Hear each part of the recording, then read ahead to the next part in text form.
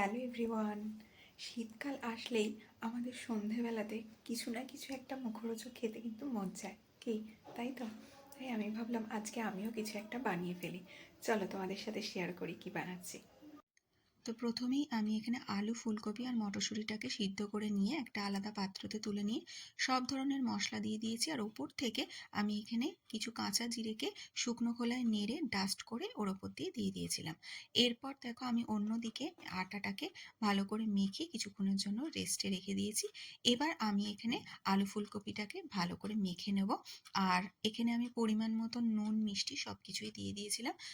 এবার মেখে নিয়ে এখানে দেখো আটাটায় আমি লেচি করে নিচ্ছি। আর এর মধ্যে আমি আলুর পুরটা দিয়ে দেবো। অল্প করেই আলুর পুর দিয়ে ভালো করে এটা মুখটাকে বন্ধ করে দিতে হবে।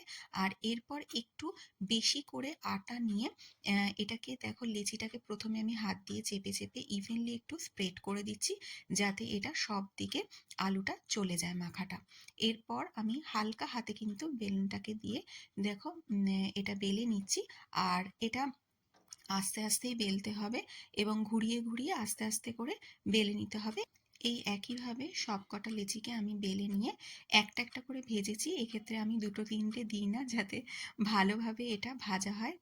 প্রায় 2-3 মিনিট মতন ভালো করে ভেজে তারপরে এটাকে তুলে নিতে হবে। তো তোমাদের কাদের এই আলু ফুলকপির পরোটা খেতে ভালো লাগে অবশ্যই জানিও। টাটা।